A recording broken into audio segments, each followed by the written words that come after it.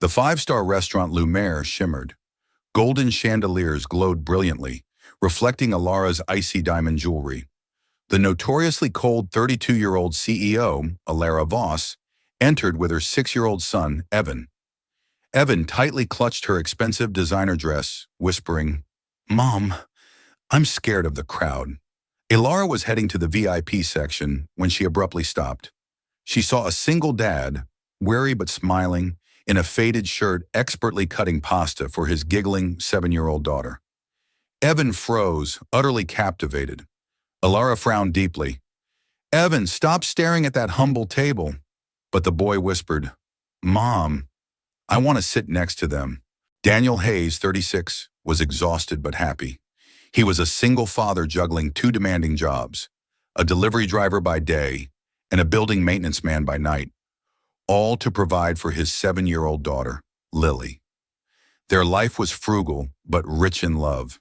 Despite their limited budget, Daniel always made sure to take Lily out for a special, inexpensive weekend meal to celebrate small victories.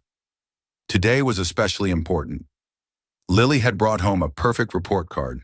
The Lumiere was far out of their league, but Daniel had found a small, hidden cafe next door that served excellent pasta. When a staff member at the cafe mistakenly seated them in a quiet, low-profile corner of the main, high-end Lumiere dining area, Daniel didn't correct them, fearing the shame of being moved.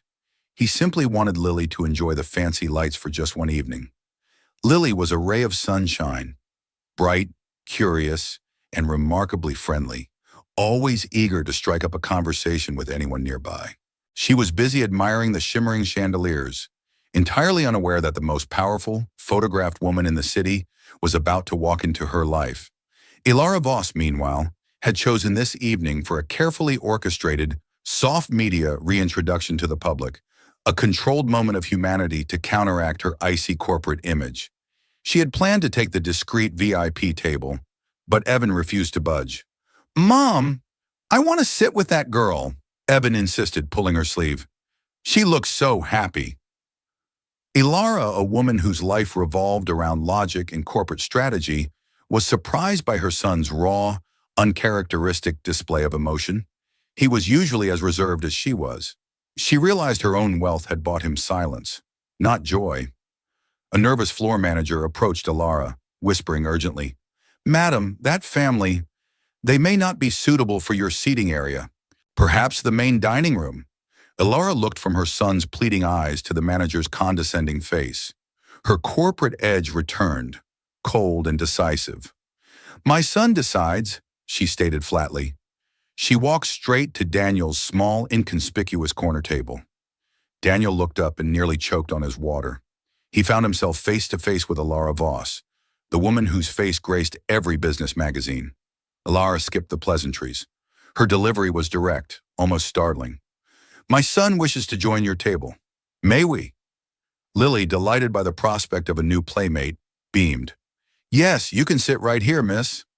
Daniel, flustered by the overwhelming smell of expensive perfume and the sheer presence of the billionaire, quickly pulled out a chair for her. In that moment, he felt a profound sense of disorientation, thinking, "She belongs to another world entirely. Why would she want to sit with us?" The two children instantly connected. Evan, reserved moments ago, was captivated by Lily's infectious laughter and her easygoing nature. They spoke about school, cartoons, and their father's superpowers. Daniel and Alara, two people worlds apart in wealth and status, sat in an awkward, profound silence, the only thing they shared being the deep, protective love for their children. As Daniel gently finished cutting Lily's pasta into perfect, manageable pieces, Evan leaned over the table, his eyes fixed on the task. Alara watched Daniel's hands, strong, scarred hands that had clearly known hard work. She realized that Daniel, despite his modest job, provided a fundamental, tactile connection that her highly paid assistants and nannies simply could not replicate. Her world was one of delegation. Daniel's was one of personal execution and care. The contrast was devastatingly clear. The boy asked Daniel, his voice soft with genuine need, "Sir, can you cut mine for me too?" Alara froze entirely. Her son Evan had never asked anyone other than his full-time nanny to perform such a simple, loving act. He trusted this stranger instantly, recognizing the pure intention in his kindness. A group of powerful clients seated at a nearby table immediately noticed the scene. The aloof billionaire sitting awkwardly with a visibly poor single father. Whispers started circulating, sharp and judgmental. Is she having a crisis? Perhaps a very literal public relations stunt? Direct charity? Ilara, who despised gossip, tensed, ready to stand up and end the dinner. But Evan's small hand gripped her arm. Mom, I like him. He's like a superhero. Lily, ever loyal, chimed in. My daddy is a superhero. He can fix anything. He even fixed a whole apartment building's furnace last week. Ilara found herself smiling, a genuine human smile she rarely allowed herself, at the children's innocent defense of Daniel. It was a moment of true, unscripted warmth, something her cold world desperately lacked. Daniel, keenly aware of the growing spectacle, quickly ordered the cheapest item on the menu, knowing he couldn't afford anything else. Evan, watching Lily eat with delight, declared cheerfully, I want the same dish as Lily. The waiter, recognizing Daniel's worn shirt and cheap watch, looked him up and down with overt contempt. He addressed Daniel with thinly veiled derision. Can you afford that, sir? That is a premium dish. We don't accept charity for our patrons. Ilara's eyes flashed with cold anger. She cut the waiter off, her voice dropping several degrees. Bring 2 more servings and send the check to my corporate account immediately, she commanded. The waiter recoiled, stammering an apology as he hurried away. A prominent society woman, Mrs. Harding, from the nearby table couldn't contain her spite. She spoke loudly enough for the whole restaurant to hear. I thought the Voss dynasty dined with the elite, not janitors. What a spectacle, Ilara. Your public image will never recover from this slumming. Daniel lowered his face, already accustomed to this casual contempt. The words felt like a physical blow, a constant reminder of his failure. Lily, however, was furious. She stood up on her chair, her small chest swelling with protective indignation. My daddy is better than everyone here. He helps people. You are all mean. Evan immediately stood up too, joining her side. Mr. Daniel is better than all the boring drivers at my house. He knows how to smile. Ilara watched the 2 children standing together, a small, fierce, protective army around Daniel. It was the most animated, passionate thing she had ever seen her son do. She felt a surge of loyalty, realizing that Daniel, the janitor, was the most honorable man in the room. But the moment of connection was brutally interrupted. Ilara's personal assistant rushed into the restaurant, eyes wide with panic. Ms. Voss, emergency board meeting. Someone is trying to stage a corporate coup. They have evidence. The entire restaurant turned to watch. Ilara's face, usually so composed, went visibly pale. Her hand began to tremble uncontrollably. The pressure, the exhaustion of fighting to maintain control, finally shattered her. Daniel, instantly assessing her, recognized the physiological signs. Acute stress leading to hypoglycemic collapse. His trauma training, dormant for years, kicked in instantly. He didn't hesitate. He grabbed the glass of water and a packet of sugar from a discarded coffee service and shoved them into her hand. His hands moved with the speed and precision of a man who makes split-second life-or-death decisions. The floor staff whispered in astonishment. How did he know before the assistant even noticed? He just fixed the billionaire. Ilara drank the sweet, cold water, and after a few frantic minutes, her breathing stabilized. She looked up at Daniel, her voice trembling with shock and gratitude. Why did you help me? You didn't owe me anything after the way they treated you. Daniel's gaze was steady, focused on Evan, who was now clutching his mother's arm, terrified. Because your son needs his mother alive, he simply said. And no mother, regardless of who she is, should collapse in front of her child. As the color returned to Ilara's cheeks, a profound realization washed over her. Lying back in the expensive leather booth, surrounded by people who relied on her wealth and power, the only person who saw her as a vulnerable human being was the man everyone else had dismissed. He didn't see the CEO, the target, or the charity case, she thought. He just saw a mother in danger. That level of simple humanity is alien to my world. She realized that in the moment of her greatest weakness, her enormous wealth had been utterly useless. Once Ilara was stable, she quietly ushered Daniel and the children into the restaurant's private VIP lounge, a sanctuary of leather and mahogany, to talk without the intrusive eyes of the media and the guests.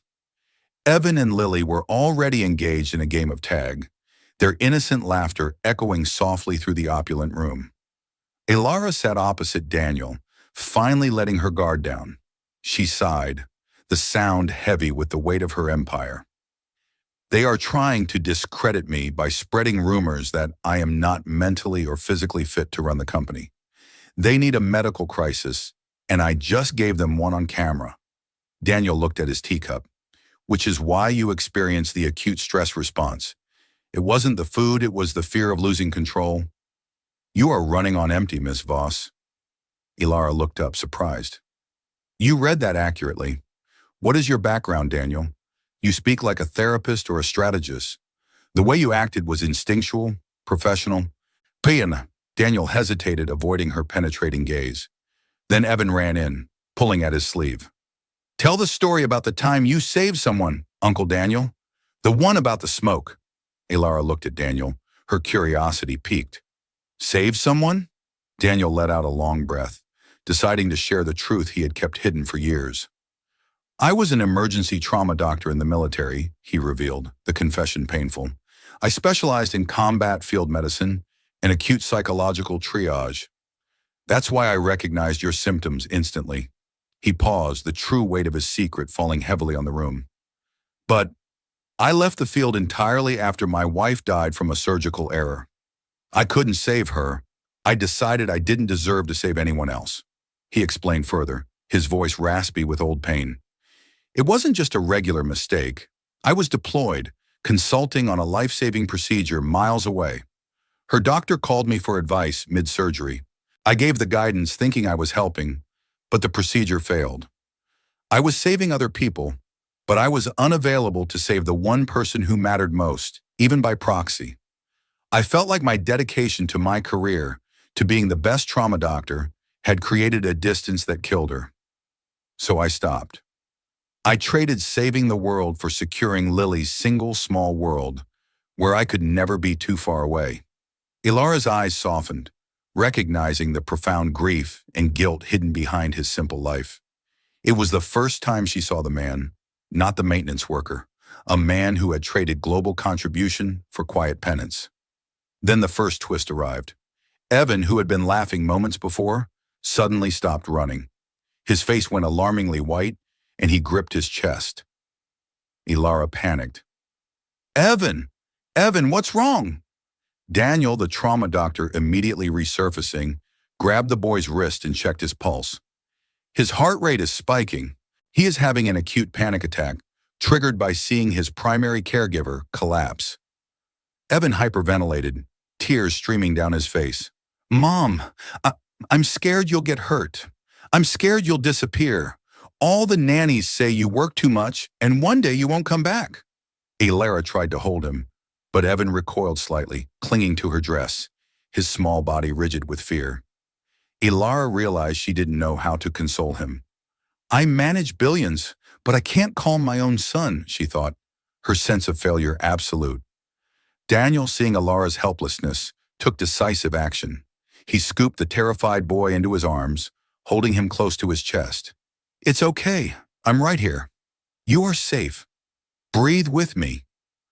He demonstrated the rhythmic pattern of breathing he used for soldiers in shock, grounding Evan in the present moment. He spoke in a low, even tone, distracting Evan with simple, sensory questions. Evan, can you feel my shirt? What color is it? Can you count the lights above us? Evan followed Daniel's steady rhythm. Minutes later, the boy's breathing normalized. He relaxed fully against Daniel's chest, a complete physical surrender. He whispered, You smell like clean air, Uncle Daniel. Ilara watched the scene. Daniel, the single dad, holding her fragile son, and her eyes welled up with silent tears. She had never seen such instant, profound trust placed in anyone outside of herself. She realized her wealth had robbed her son of the simple security that Daniel provided naturally. This single, brief exchange of physical comfort was more powerful than years of purchased childcare. The second twist immediately followed. Alara's assistant burst back into the room, phone pressed to her ear, yelling in panic. "Ms. Voss, the video of you collapsing in the restaurant is going viral. The board is meeting to invoke the fitness clause. They will use it to strip you of your position." Alara sank into the chair, devastated. They will use this public weakness against me. It's over."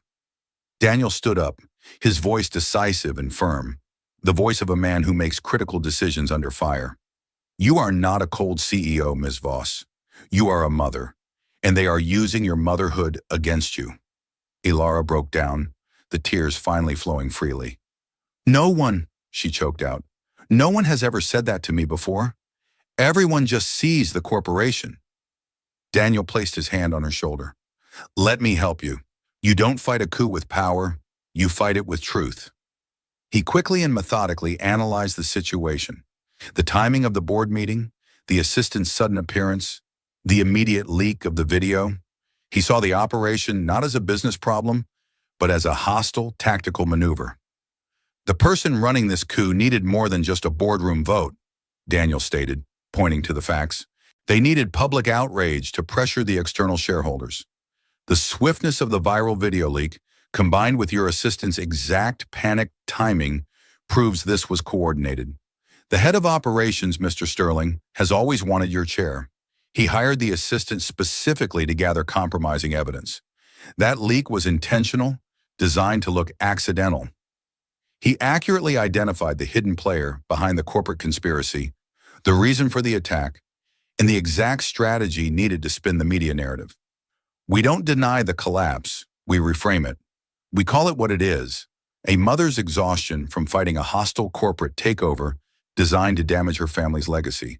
We turn his weapon, the video, into your testament to sacrifice." Alara was astonished. "You're thinking 10 steps ahead of my legal team. You could be my chief strategist and medical advisor rolled into one. You see the human factor in the cold math of power?" Daniel shook his head. "I only know one thing. Your son needs you to be strong. We turn this weakness into your greatest strength, your humanity." He turned to Lily and Evan. "Kids, Mommy and Daddy have a big mission. We need to save the company so Mommy can keep buying you all the pasta you want." The children cheered instantly, their fear replaced by a sense of purpose. Evan ran to Daniel, hugging his waist tightly. "Please don't leave us, Uncle Daniel. I need you to stay with Mommy." Alara, utterly humbled and grateful, invited Daniel and Lily back to her opulent mansion for dinner as a formal thank you. Evan was waiting by the door, greeting Lily like a long-lost sister. They immediately ran off to explore the grand house, their combined laughter filling the previously echoing halls. They found Evan's colossal playroom, which was full of unopened, expensive toys. Lily immediately began showing Evan how to build a secret base using old blankets and cushions, an exercise in the simple imagination that Evan had never experienced. The mansion, which Alara had always felt was a cold monument to her success, suddenly felt like a home. Daniel entered the magnificent living room, feeling completely out of place. He adjusted his collar nervously. "This place, it doesn't belong to me." Alara offered a gentle, genuine smile. "Tonight it does. Please just be yourself." The dinner was the antithesis of the stressful restaurant scene. It was warm, relaxed, and intimate. For the first time in years, Alara laughed wholeheartedly, her cold mask completely gone. Lily entertained them all with stories of her dad's superhero moments, how he once fixed a burst water heater in the middle of the night and rescued a fat, stuck neighborhood cat. Evan listened, captivated, laughing so hard he nearly fell off his chair. Alara realized that while her life was built on billion-dollar transactions, Daniel's was built on human connection and genuine service. Alara found herself watching Daniel in the kitchen, his sleeves rolled up, helping the chef plate the food. A strange, unfamiliar warmth spread through her chest. She saw the competent, caring doctor blending seamlessly with the humble maintenance worker, a complete man. Later, Alara and Daniel had a quiet conversation in the library, sipping tea. "How do you manage to be so present?" Alara asked, her voice tinged with envy. I have entire teams for my son, yet I miss everything. I delegate comfort, joy, and basic care. I delegate Evan. Daniel smiled sadly. I don't delegate because I can't afford to. But more importantly, I don't delegate because I realize the hard way that presence is the most precious thing we own. Every time I cut Lily's pasta or fix a broken toy, I'm securing a memory with her. My time is my only wealth now, Alara. You have infinite financial capital, but I have infinite time capital for my daughter. Evan tugged on his mother's hand, his eyes wide with admiration as he watched Daniel interact with Lily.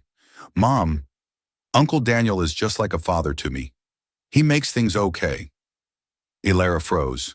Her son's simple, unguarded statement struck the deepest, most sensitive chord in her heart. Evan was voicing the need for the stability and masculine warmth that her work had never allowed her to provide. Alara led Daniel out to the massive, empty terrace, gazing over the city lights. For years, I believed I could buy everything my son needed, she confessed, her voice soft and vulnerable. But tonight, I realized I bought him loneliness. You gave him 10 minutes of belonging that my entire fortune couldn't purchase. Daniel nodded slowly. Money creates distance, Alara, but love closes it. You just have to choose which one you value more. Alara walked to the edge of the terrace, looking out at the city. I spent my life fighting to be seen as a warrior. I built a wall of ice to protect myself from the world and my own grief. But that wall didn't keep the danger out, it kept the love out. Tonight, you didn't just save my company, you saved my heart from freezing over. Lukjua hai chakon rakua. Alara stopped Daniel at the mansion's massive oak door. She looked him directly in the eye, not as a CEO, but as a woman making a plea. Will you come to the company tomorrow? I need someone I can absolutely trust by my side. I need your clarity, Daniel. I need the man who sees the person behind the title. Daniel looked down at her, seeing a woman broken by her own success, but now radiating a glimmer of hope. He nodded.